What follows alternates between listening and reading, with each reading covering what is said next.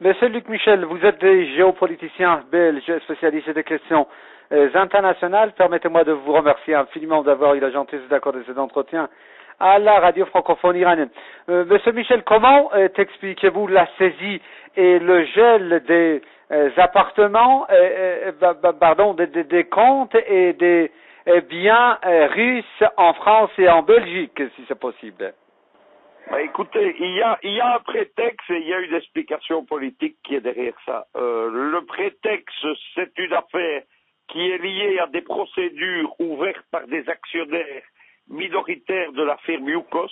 Donc c'était la firme du fameux oligarque Khodorkovsky qui a été condamné pour de nombreux délits fiscaux et autres, qui a fait une peine donc en Russie et puis qui a été libéré par la grâce de Poutine. Il avait notamment des actionnaires minoritaires américains.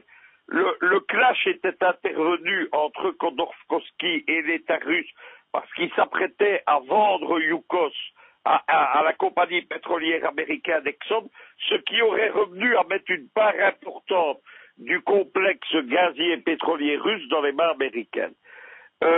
Suite donc à l'arrestation de Khodorkovsky, etc., il y a eu une série de procédures judiciaires qui ont été émises devant divers tribunaux hors de Russie par des actionnaires minoritaires, etc.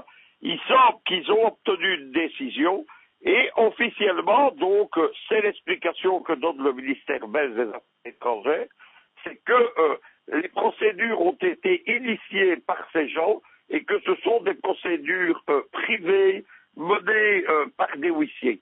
Bon, dans la pratique, ça ne se passe pas comme ça, évidemment. On ne peut pas s'attaquer à des biens de l'État russe, parce que c'est de ça qu'il s'agit. Il y a des biens de l'agence Itartas, etc., qui ont été saisis. Il faut évidemment qu'on ait laissé faire, à la fois au niveau du ministère de la Justice belge et français, la situation est la même, et au niveau des affaires étrangères.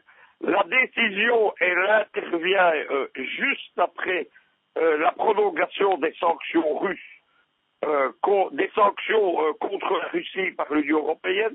Elle intervient après les contre-sanctions russes qui sont la liste d'interdiction d'entrée dans l'Union européenne, qui vise donc 89 personnalités de l'Union européenne, mais surtout, elle intervient après une série de décisions de l'Union européenne pour, disent-ils, contrer la propagande russe dans l'Union européenne. Je ne vous cacherai pas, par exemple, que moi-même, avec ma chaîne Ion TV, nous sommes attaqués de la même façon par le biais de procédures administratives ou fiscales. Le but, c'est de taire, de faire taire tous les moyens d'expression des défenseurs de la Russie dans l'espace de l'Union européenne.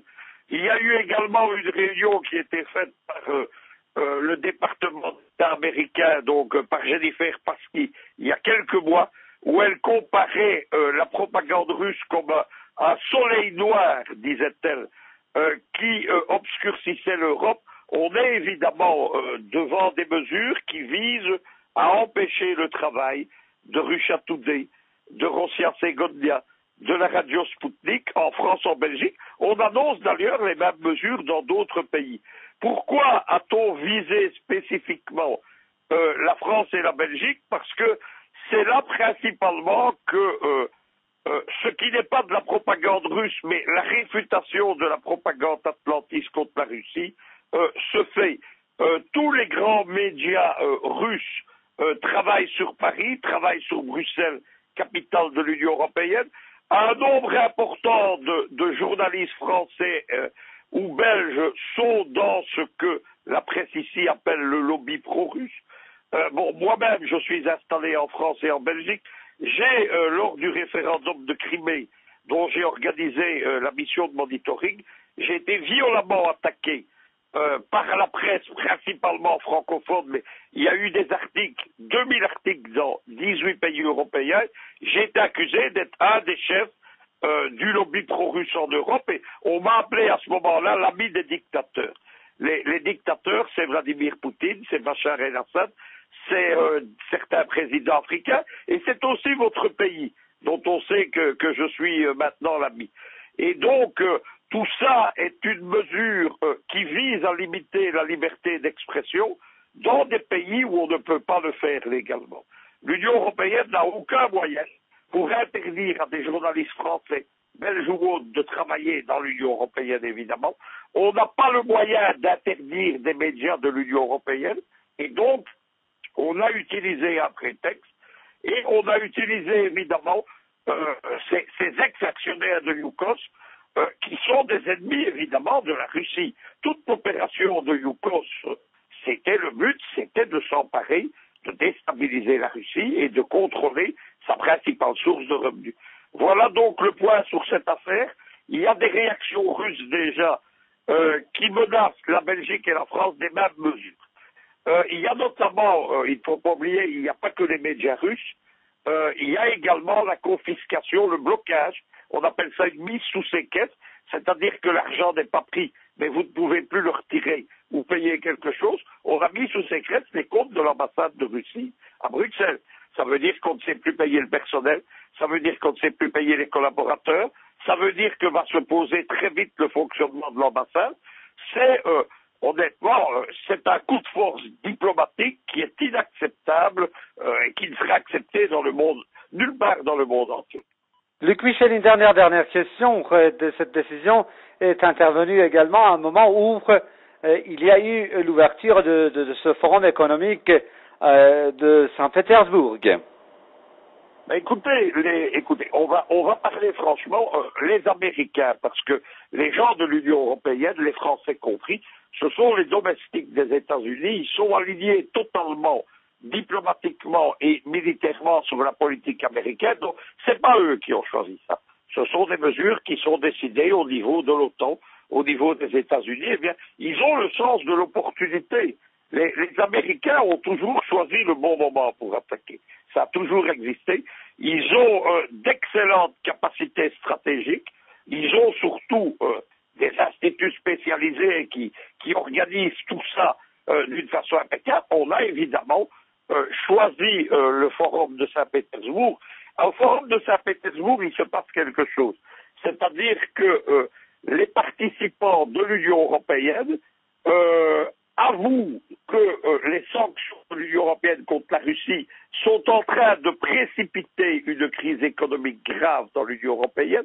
On a un rapport qui est sorti dans la presse allemande qui indique clairement que la Commission européenne et le Conseil des ministres européens, qui est dirigé par Donald Tusk, c'est le chef du parti anti-russe en Europe, eh bien, ont menti aux gens.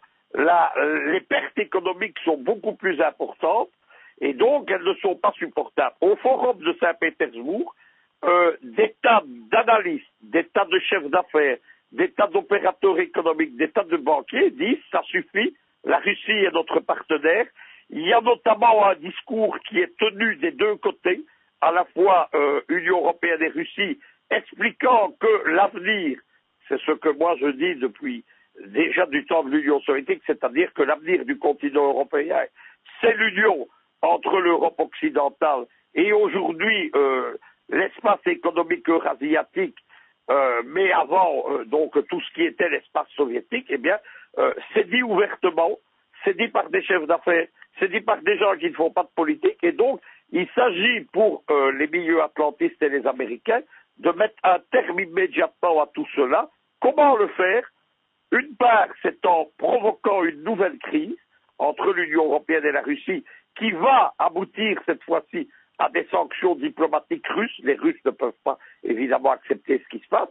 Et la seconde chose qui va intervenir, évidemment, parce que c'est très important, c'est-à-dire qu'on a tendu un rideau de fumée qui va occulter le succès du sommet de Saint-Pétersbourg, de cette grande réunion économique et financière.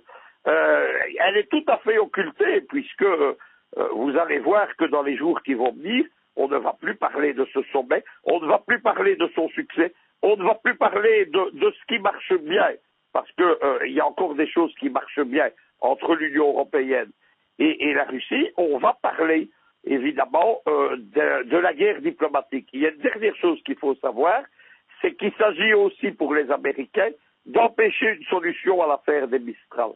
Au sommet économique, la grande firme d'aviation militaire Dassault, qui est aussi très impliquée dans la construction maritime militaire, c'est notamment l'un des partenaires des chantiers navals de Saint-Nazaire qui produisent les Mistral. Eh bien, Dassault a proposé, pour solutionner la crise des Mistral, de livrer directement à la Russie les capacités technologiques pour bâtir ce genre de navires qui sont des navires de commandement destinés à appuyer, donc il faut le rappeler, une force d'interposition déployée ailleurs dans le monde.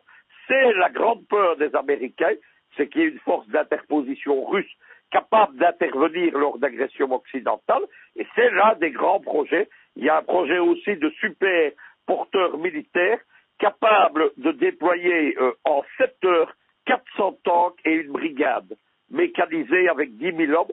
C'est quelque chose dont les Américains ne veulent pas, parce que ça empêcherait beaucoup de guerres. Je vais vous donner un cas, il y a une guerre qui éclate en Afrique, eh bien, les Russes interviendraient immédiatement, non pas pour participer à la guerre, mais comme force d'interposition. C'est tout ça que dissimule l'affaire diplomatique. Il y en aura d'autres. On est dans une période de coups bas qui sont menées. Il y a également des opérations du même type qui sont menées en Afrique, qui sont liées. On a essayé, il y a 2 semaines, d'interdire la diffusion de la grande chaîne panafricaine Afrique Média, pour lequel je travaille. C'est Afrique Média, pour comprendre, c'est 1 milliard de téléspectateurs certains jours. C'est un taux d'écoute très important dans la diaspora française à Paris. Eh bien, l'ambassade de France a manipulé un organisme camerounais qui est le Conseil national de la communication, et on a essayé de suspendre la diffusion d'Afrique Média pendant la visite de François Hollande qui se prépare en Afrique. Ça a échoué. La haute cour administrative du Cameroun a annulé ces mesures, mais voilà ce qui est tenté. À côté de ça, l'Occident parle de démocratie, de droits de l'homme, de liberté d'expression, de liberté de la presse. Vous savez les attaques qui sont menées contre la Russie, contre votre pays, l'Iran, qui sont menées contre des dizaines de pays africains, qui sont menées contre des dizaines de pays d'Eurasie. Eh bien, tout ça, évidemment, est une grande comédie, puisqu'on n'hésite pas à attaquer, comme on dit en français, en dessous de la ceinture pour empêcher la liberté d'expression des médias russes en Europe ou des médias